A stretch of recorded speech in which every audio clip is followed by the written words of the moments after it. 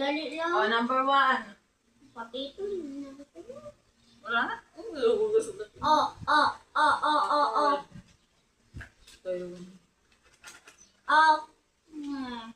Tapos na. Number 1. Spelling. Yung sinusulat na. Huwag dugtong-dugtong. Huwag dugtong-dugtong. Kasi pag dugtong-dugtong, kaya may hindi dugtong-dugtong. Pag dugtong-dugtong, dito mabasa ang sulat. Ano lang, yung tulad dito kay Sia. Yung hindi siya dugtong-dugtong, hindi siya dikit-dikit. Ayun, sulat ni Tita. Oh, bawal Number yun. 1. Century. Okay lang yan. Okay lang yan. Kung ano yung sa tingin mo na spelling, isulat mo tapos i-correct natin para malaman mo para lang araw. Okay lang yan. God take care of our lives. Okay lang.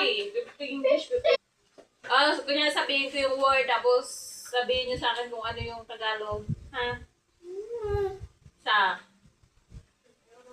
Lagyan kayo burger ngayon. Sige. Okay lang. Okay. Number 4.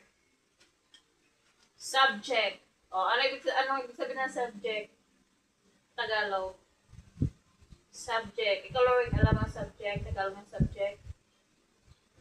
Ano nga yung Ikaw, ano yun? Tagalog siya? Subject. paksa? Paksa. Next. Pwede na lang po. Subject. Di ba may subject na uri ng pangungusap? May subject din na subject ng subject ng math, English, ganun, grammar. Next! Next po. Ang number na? 12. Old. Old. Matanda. Matanda. Very good. Matanda. 13. And next.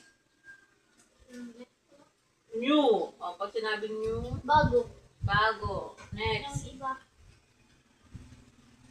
17. Ha? 18. 14. Trust. Ano yung sabihin ng trust? Trust. I trust you. Ano yun? Paniniwala. Believe yun, paniniwala. Trust, trust, ay, Walaan. pinagkakatiwalaan. Next. Next. Research, Lorraine. 15. Example. Example. Anong Tagalog ng example? Kung ano? Tagalog ng example. Sample. Ha? Halimbawa. Halimbawa. Example. Next. Ano? Example.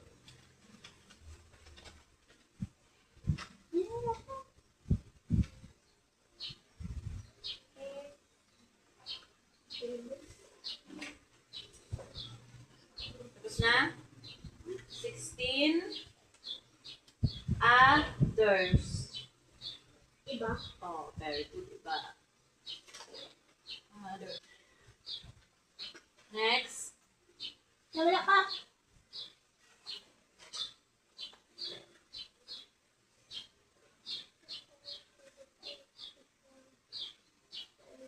Next. 17. Subscribe. Subscribe.